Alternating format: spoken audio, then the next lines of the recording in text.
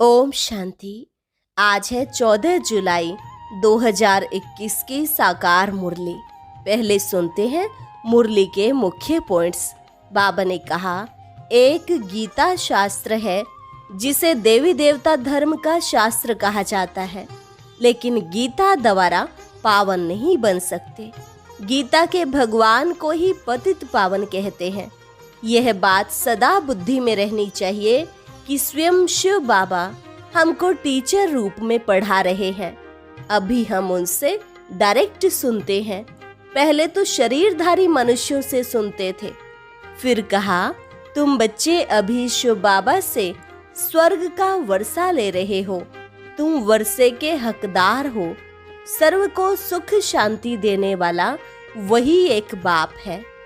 जो बाप स्वर्ग का मालिक बनाए वह जरूर प्यारा होगा ना। उनसे प्यारी चीज और कोई होती नहीं। बाबा ने कहा, मैं परम धाम में रहता हूँ, क्या तुम भी वहाँ चलेंगे या यहाँ ही विषय सागर में रहना अच्छा लगता है?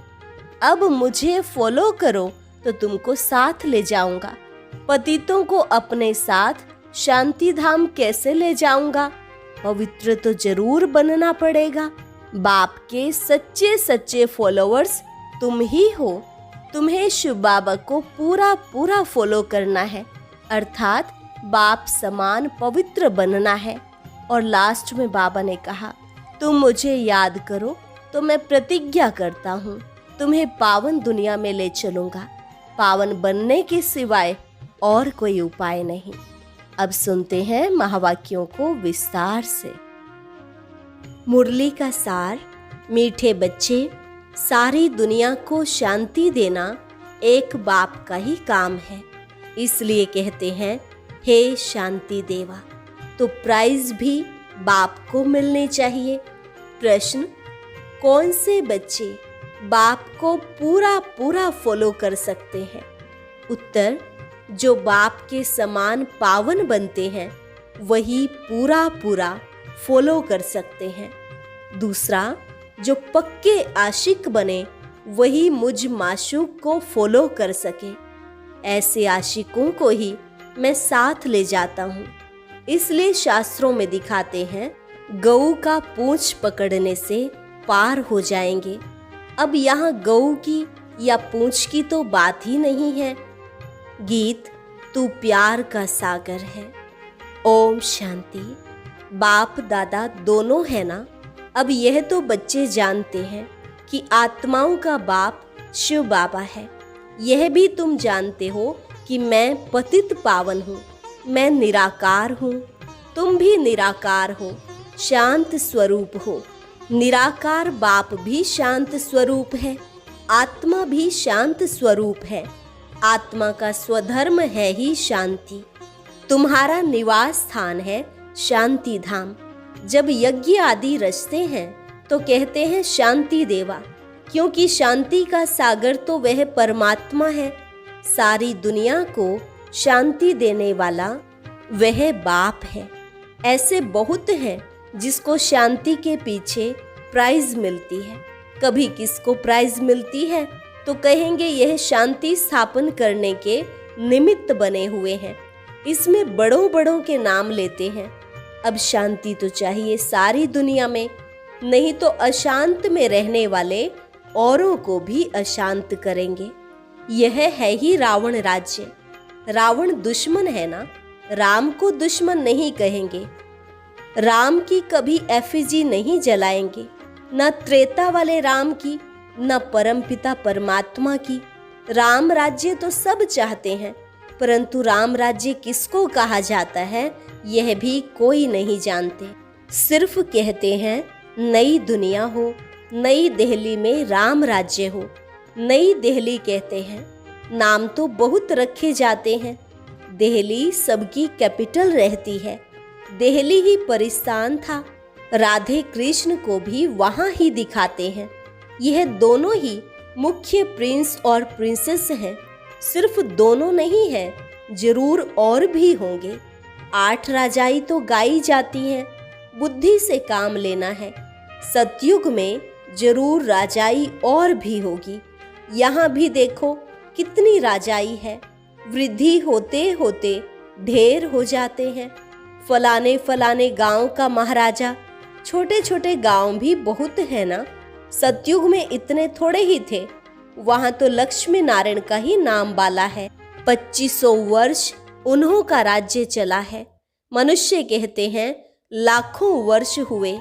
विचार की बात है। यह है आत्माओं के लिए भोजन। बाप यह रूहानी भोजन देते हैं तुम्हारी बुद्धि को, आत्मा को। तुम्हारी बुद्धि का ताला अब खुला है। ऋषि मुनि आदि सब कहते थे हम रचता और रचना को नहीं जानते हैं। अब तुम बच्चे ऐसे नहीं कहेंगे। तुम तो रचता और रचना के आदि मध्य अंत को जानते हो। तुम अपने 84 के चक्र को जान गए हो। आदि में तुम देवी देवता थे, फिर मध्य में रावण की प्रवेशता होने से विकारी बन गए हैं। अब है अंत। तुम जानते हो अभी पुरानी दुनिया का विनाश हो, फिर आदि होगी। आदि में होगा राम राज्य। मध्य से रावण राज्य शुरू होता है। अब रावण राज्य पूरा हो, फिर राम राज्य शुरू होगा। नर से नारायण बनना है ना। यह है सत्य नारायण की कथा। तुम जानते हो सर्वशास्त्रमयी शिरोमणि श्रीमद् गीता है। श्रीमत मिलती है श्रेष्ठ बनने के लिए। श्री कहते हैं श्रेष्ठ को। बच्चे जानते हैं एक गीता शास्त्र है जिससे देवी देवता धर्म का शास्त्र कहा जाता है, जिससे देवता धर्म की स्थापना होती है संगम पर। सतयुग में तो कोई पतित होते नहीं जो पावन बनाए। अब तुमको बाप समझाते हैं गीता को पतित पावनी कह नहीं सकते। गीता द्वारा पावन नहीं बन सकते हैं। गीता के भगवान को पतित पावन कहते हैं। यह अच्छी रीति याद करो। गीता है आदि सनातन देवी देवता धर्म का शास्त्र। गीता के समय ही महाभारत लड़ाई भी लगी थी, जिससे अनेक धर्म विनाश हुए और एक धर्म की स्थापना हुई। गीता के लिए कहते हैं देवी देवता धर्म का शास्त्र। ब्राह्मणों का शास्त्र नहीं कहते। ब्राह्मणों का नाम गीता में है नहीं। परमपिता परमात्मा ही आकर ब्रह्मा द्वारा इन सभी वेदों शास्त्रों आदि का सार बताते हैं। अब तुम समझते हो सतयुग में तो ब्राह्मण होते नहीं। वहां है लक्ष्मी नारायण देवताएं। ब्रह्मा के बाद है विष्णु। चित्रों में भी दिखाया है ब्रह्मा द्वारा स्थापना विष्णुपुरी की। ब्रह्मा और विष्णु इकट्ठे तो नहीं होंगे। ब्रह्मा द्वारा देवी देवता धर्म की स्थापना होगी। यह डिटेल में समझने की बातें हैं। अभी तुम बच्चे शिव बाबा से स्वर्ग का वर्षा लेते हो। हकदार ठहरे ना। मुख्य धर्म शास्त्र है 4। श्रीमद् भगवत गीता है नंबर 1 शास्त्र, जिससे नंबर 1 धर्म की स्थापना होती है। फिर होते हैं इस्लामी बौद्धि। एक गीता ही है जिसमें श्रीमद् भगवत गीता लिखा हुआ है, और कोई शास्त्र में श्रीमत नहीं है। श्रीमत इस्लामी व श्रीमद् बौद्धि शास्त्र नहीं गाया जाता। श्रीमद् भगवत गीता है ही एक। उससे कौन सा धर्म स्थापन किया? आदि सनातन देवी देवता धर्म की स्थापना हुई, और स्थापना होती है अंत में। यह समझने की बातें हैं। अभी बाबा हमको टीचर के रूप में पढ़ाते हैं। यह बुद्धि में रहना चाहिए। बाबा हमारा बाप है और टीचर भी है। बाबा पढ़ाई से सर्व की सद्गति करते हैं, तो सतगुरु भी ठहरा। बाप को सभी याद करते हैं। अब गीता में कृष्ण का नाम डाल दिया है। वह तो ज्ञान का सागर है नहीं। उनको ज्ञान के सागर बाप ने ऐसा बनाया है, तो वह टीचर भी है। यहाँ तुम नई बातें सुनते हो। शास्त्र आदि तो बहुत पढ़ते सुनते आए। अब तुम बाप द्वारा डायरेक्ट सुनते हो। आगे सब शरीरधारी मनुष्यों द्वारा सुना था। अभी तुम समझते हो हम आत्मा असल में अशरीरी थे। पीछे फिर शरीर धारण किया है। बाबा भी अशरीरी है, शिवलिंग बनाते हैं ना। आत्मा शरीर द्वारा उनको पूजती है, पुकारते भी हैं, हे परम पिता परमात्मा, आकर हम पतितों को पावन बनाओ। लिंग की पूजा करते हैं, परंतु यह थोड़े ही समझते हैं कि यह पतित पावन बाप है जिसको हम पुकारते हैं। शिव भगवान है, ईश्वर है, बस ऐसे ही याद करते हैं। उनको बाबा कहें तो बुद्धि में आए कि बाबा से वर्षा मिलना चाहिए। हमको वर्षा मिला है तब हम पूजते हैं। भारतवासियों को वर्षा मिला जरूर है, कब मिला यह भूल गए हैं। अब तुम बच्चे समझते हो। बच्चे कहते हैं हम बाबा के पास आए हैं। शिव बाबा ब्रह्मा तन में आकर समझाते हैं। त्रिमूर्ति का नाम बाला है, त्रिमूर्ति मार्ग नाम भी रखा है। बाप की महिमा बहुत है, गीत में भी सुना, प्यार का सागर है, सर्व का सद्गति दाता है, सर्व को सुख शांति देने वाला है, सर्व का दुख हरता सुख करता है। बहुत प्यारा है ना, उनसे प्यारी चीज कोई होती नहीं। जो बाप स्वर्ग का मालिक बनाए वह जरूर प्यारा होगा ना, वह है बेहद का बाप। कहते हैं बच्चों, मेरे से स्वर्ग की बादशाही मिलती है। तुम आत्माएं भाई भाई हो, अभी बाप द्वारा सुन रहे हो। सभी आत्माएं बाप को याद करती हैं, बाबा हमको आकर पावन बनाओ। अब आत्मा कहती है बाबा आया हुआ है पावन बनाने। कहते हैं बच्चों, 5000 वर्ष पहले तुमको पावन बनाने आया था। अब मुझ बाप को याद करो तो तुम्हारे विकर्म विनाश होंगे और तुम्हारे सब दुख दूर हो जाएंगे। पुकारते भी हैं पतित पावन आओ, अथवा तालियां बजाते रहते हैं, रड़ियां मारते रहते हैं पतित पावन सीताराम, तो खुद पतित ठहरे ना। यह है ही नर्क, इसको रौरव नर्क कहा जाता है। गरुड़ पुराण में तो रोचक बातें बहुत लिख दी हैं कि यह करने से यह बनेंगे, यह होगा। फिर कह देते गऊ का पूंछ पकड़ने से स्वर्ग में चले जाएंगे, ऐसा कुछ लिखा हुआ है। अब जानवर की तो बात नहीं, तुम गौ माता हो ना, तुम्हारी पूंछ अथवा तुम्हारी पीठ जब तक कोई ना पकड़े तब तक रास्ता मिल न सके। पूंछ तो है नहीं, कहते भी हैं तुम्हारी पूंछ पकड़कर तर जाएंगे। अब यहाँ पूंछ तो पकड़ना नहीं है, परंतु फॉलो करना है। सन्यासियों के फॉलोवर्स तो बहुत हैं, परंतु फॉलो करना अर्थात पवित्र बनना। तुम तो सच्चे सच्चे फॉलोवर्स हो। शिव बाबा कहते हैं मैं आया हूँ तुम सबको वापस ले जाने। तुम मुझे याद करो तो तुम्हारे पाप भस्म हो जाएंगे। पावन बनने बिगर फॉलो कर नहीं सकेंगे। शिव बाबा को पूरा फॉलो करना है। तुम यहाँ बैठे हो फॉलो करने के लिए। भक्ति मार्ग में भी मुझे याद करते आए हो। तुम जानते हो आत्माएं आशिक है, परमात्मा माशूक है। आत्माएं उनको याद करती है और वह आए हैं लेने लिए। कहते हैं मुझे फॉलो करो तो तुम्हारे को साथ ले जाऊंगा। कैसे फॉलो करो वह भी समझाते हैं। मैं हूँ पावन, तुम हो पतित, तो जरूर पावन बनना पड़े, जरूर फॉलो करना पड़े। विकारी तो फॉलो कर न सके। फॉलो करने के लिए मेरे समान पवित्र बनो।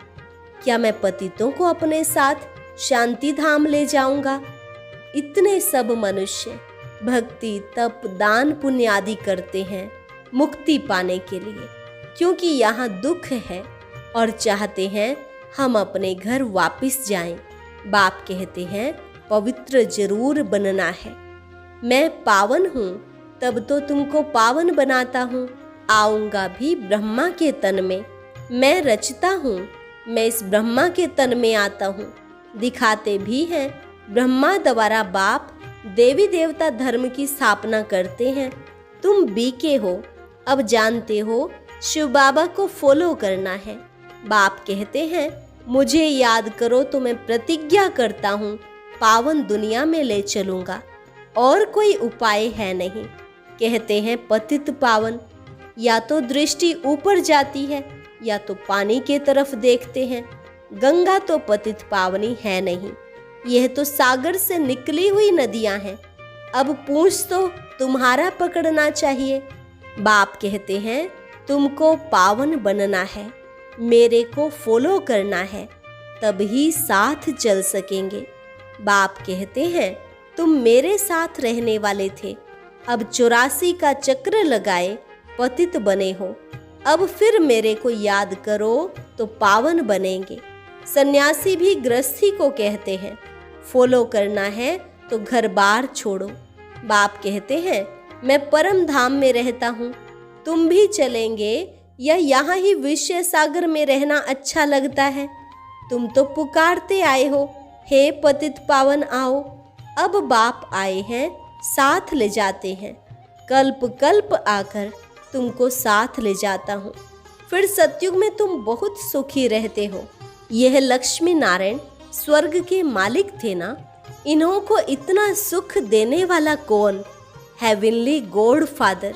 बाप याद दिलाते हैं, तुम हमारी जयंती मनाते हो। परमपिता परमात्मा की जयंती सभी भारतवासी मनाते हैं। हमारा यह बर्थ प्लेस है। क्रिश्चियन थोड़े ही मानेंगे, वह तो क्राइस्ट को मानेंगे। शिव जयंती भारतवासी मनाते हैं। यह सर्व के पतित पावन का बर्थ प्लेस है। बाप सबको सुख देने वाला है, सर्व को लिबरेट करने वाला है, तो भारत कितना उच्च है। बाप जानते हैं, ड्रामा अनुसार जब हमारे बच्चे बहुत दुखी हो जाते हैं तब मैं आता हूँ वर्षा देने। बाप है ज्ञान का सागर, सुख का सागर, बच्चों को वर्षा दे रहे हैं। कहते हैं, मुझे फॉलो करो। यह जानते हो हम आत्मा विकारी है, इसलिए शरीर भी विकारी ही है। सतयुग में आत्मा पवित्र है तो शरीर भी पवित्र मिलता है। अब बाप कहते हैं, बच्चे पावन बनो। याद से ही तमो प्रधान से सतो प्रधान बनेंगे। अच्छा, मीठे मीठे सिकिलधे बच्चों प्रति माता पिता बाप दादा का याद प्यार और गुड मॉर्निंग। रूहानी बाप की रूहानी बच्चों को नमस्ते। रूहानी बच्चों की रूहानी बाप दादा को नमस्ते नमस्ते, गुड मॉर्निंग। धारणा के लिए मुख्य सार। पहली पॉइंट, बाप से स्वर्ग का वर्षा लेने के लिए मैं आत्मा भाई भाई हूँ, यह पक्का करना है। बहुत प्यार से रहना है। जैसे बाप प्यारे ते प्यारा है, ऐसे प्यारा बनना है। दूसरी पॉइंट, बाप समान पावन बनकर बाप को पूरा पूरा फॉलो करना है।